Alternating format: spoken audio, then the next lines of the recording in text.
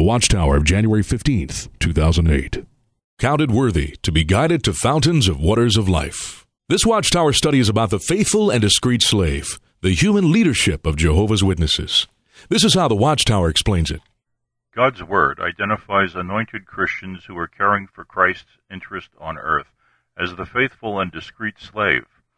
When Christ inspected the slave in 1918, he found those anointed ones on earth to be faithful in providing spiritual food at the proper time.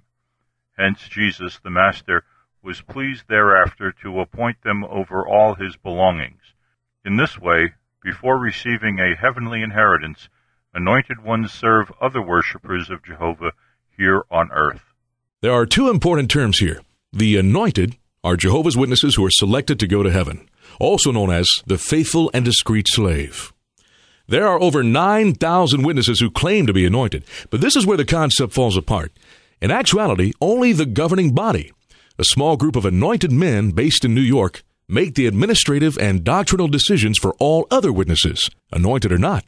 Notice how the anointed are described here. Genuine anointed Christians do not demand special attention.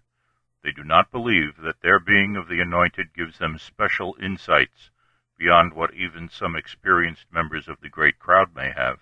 Keep that in mind. No special insights.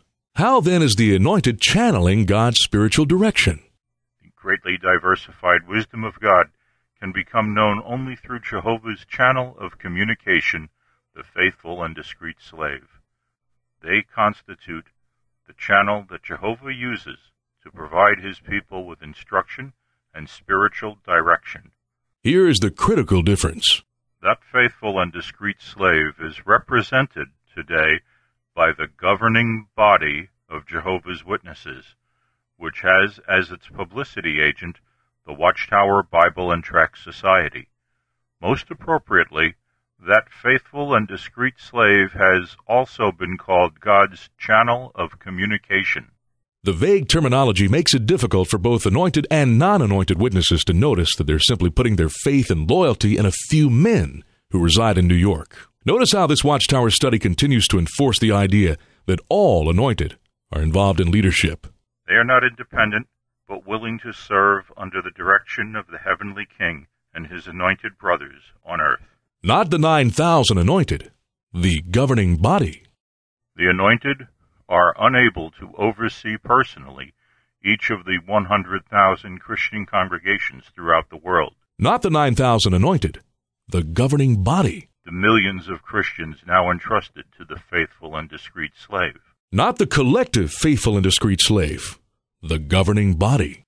Christians with an earthly hope today walk behind the anointed slave class and its governing body, following their leadership. Not true. Both regular witnesses and the anointed follow the governing body.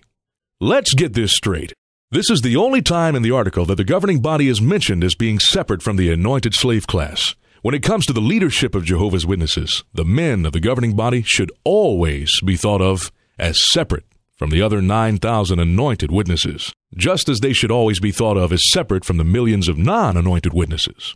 The article continues to program the reader that non-anointed witnesses follow anointed witnesses. That is not true. All witnesses follow the governing body, that small group of men in New York.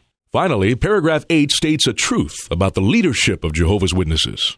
They willingly submit themselves to the direction provided by the governing body. Why does the governing body hide behind various terms such as anointed witnesses, God's organization, and especially the faithful and discreet slave?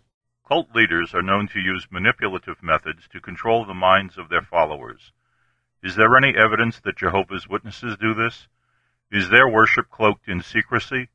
Are they following and venerating a human leader? Jehovah's Witnesses claim not to follow a human leader, cloak their worship, or use mind control. By exercising faith and loyalty now, he shows that he will respond well when the King gives him directions in the new world. To emphasize the mind control techniques of the Watchtower, consider how the article next demonizes any sort of dissent. We know that our real enemy is the devil, and that he does not give up easily. He has tried to use apostates and others to convince us that the teachings we follow are false. Jehovah's Witnesses are being programmed to think that any dissent comes from the devil. This statement is an ad hominem attack on anyone who disagrees with Jehovah's Witnesses. It uses the loaded word apostate to evoke a negative trigger when a witness is confronted with information about their religion. Some people insult those who disagree with them by questioning character or motives instead of focusing on the facts. Name-calling slaps a negative, easy-to-remember label onto a person, a group, or an idea. The name-caller hopes that the label will stick. If people reject the person or the idea on the basis of the negative label, instead of weighing the evidence for themselves, the name-caller's strategy has worked. Just remember who is riding the Watchtower. The greatly diversified wisdom of God can become known only through Jehovah's channel of communication. For more information, read Captives of a Concept, the illusionary concept that holds Jehovah's Witnesses captive, by Don Cameron, and see the Watchtower Comments interview with Don Cameron.